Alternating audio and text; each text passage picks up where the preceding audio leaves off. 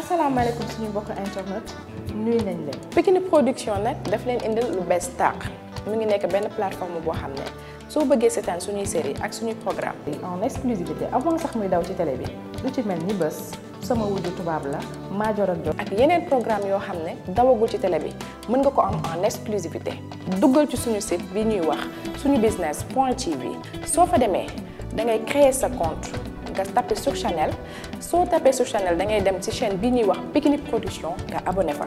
création compte bi nag c'est gratuit soo créer sa compte dinañ la wan mode de paiement yi fa nekk mën nga fay par carte bancaire wala nga fay par Orange Money par exemple bu fekkee da nga fa bëgg a fay ak Orange Money da ngay def le dièse 144 dièse 391 dièse pour abonnement bi nag yomb na lool ndax 100 francs rek ngay fay ci weer bi nga mën a seetaan lépp lu ñu fay dugal avant muy daw ci télé bi kon ñu ngi leen fay xaar.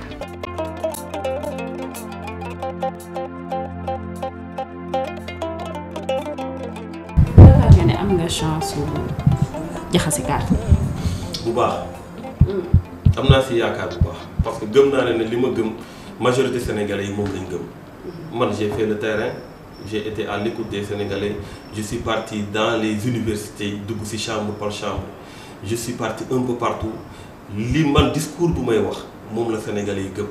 li ma gëm moom la majorité gëm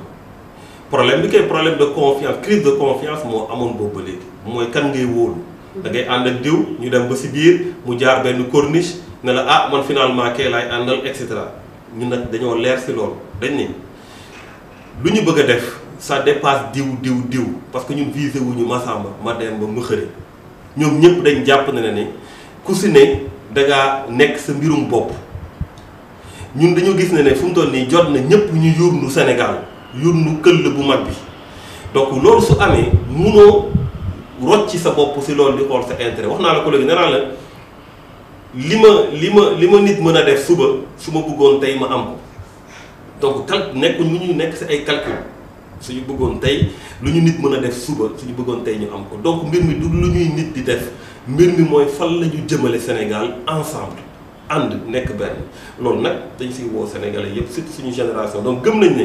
su dee ñu gëm affaire bi yëpp jug nañu changement dina am si réew mi loolu moom lu ma gëm la te loolu dinañ si liggéey lu ñu mën incha allah am moyen ñàkk moyen parce que ñun moyen de suñu obstacle damay faral di wax suñuy wax réunion ma ne leen stratégie yu may teg yëpp moyen lu ndaw lay doon parce que ñun du ñu jël alal bu lewul du ñu jëli alal boo xamante daf ñuy tënk suba lu ñu bëgg a def mooy lu ñu am ku si ne si ñun ñu mobiliser dem nag wax ak Sénégalais une masse critique de personnes convaincues déterminées qui va à l'assaut des non convaincus des hésitants loolu mooy suñu stratégie te loolu la ñuy liggéey tous les jours. d'accord benn affaire moo la yàgg bëgg a laaj nga wax ma tuuti mooy sa arrestation 31 janvier 2012 je pense bien. waaw juste nga defal ma film bi lan moo xewoon qu'est-ce qui s'est passé ce jour-là. mooy avant élection yi. waaw boobu. en fait dafa am ay jeunes yoo xamante ne maa ngi leen di nuyu de passage yoo xamante ne dañ leen jàppoon. bu police bu golf ah vraiment jàpp leen yóbbu leen dugal leen ci kaso bi parce que boobu environnement di situation bi nu mu demee woon ay jeunes réew mi donc je suis parti ma dem pour nemmeeku.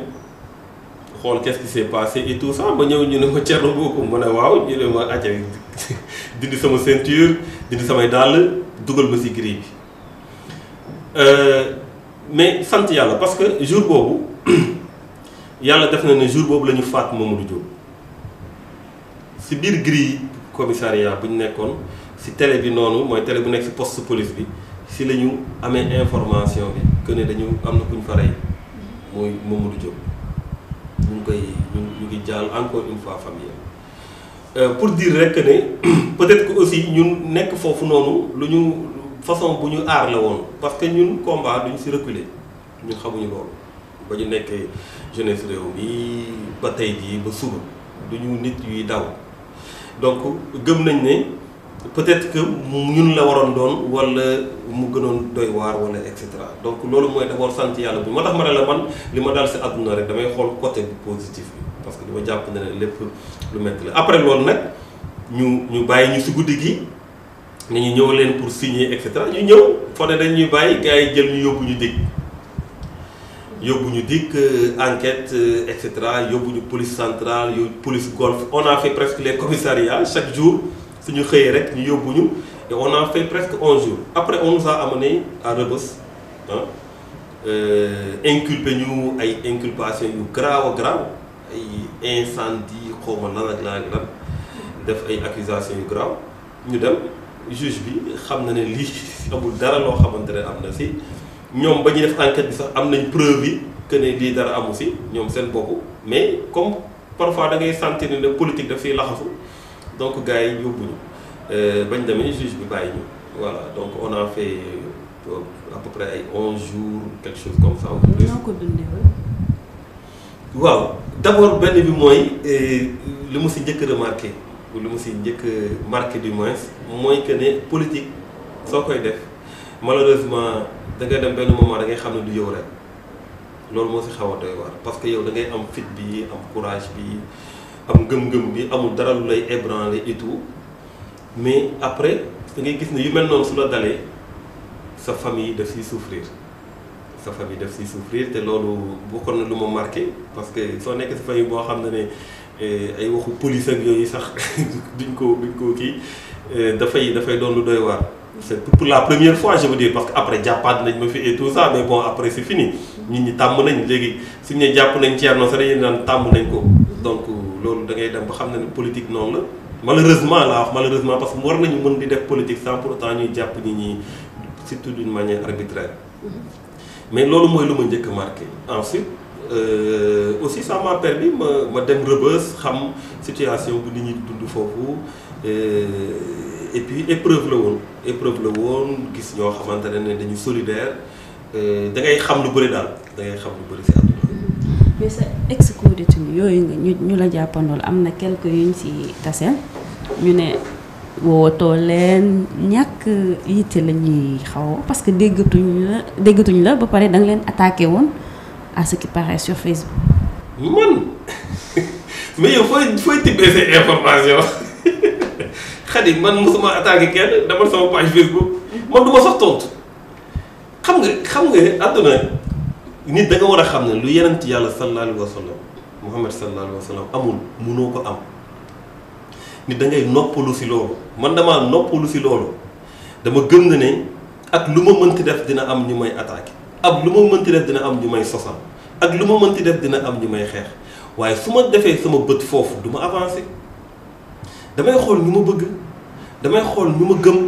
damay xool ñu may jàppale damay xool ñu gëm na ne li ma leen di woo dëggu la si man loolu lay xool tous les jours mais musuma attaqué kenn sama page Facebook musuma attaqué kenn ak ñi ngay wax ne leen dama bokkal ak nag ñoom prison jeunesse réew mi ñooñu. non jeunesse réew mi kan laa si mos a attaqué leen abandonné bi kay su dee quitté réew mi la kay loolu kay moom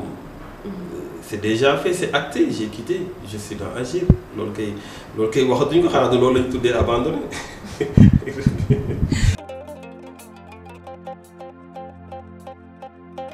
Merci de vous abonner à Pikini Production. N'oubliez pas d'activer la cloche pour recevoir les notifications. Si vous avez aimé la vidéo, cliquez sur j'aime et laissez un commentaire.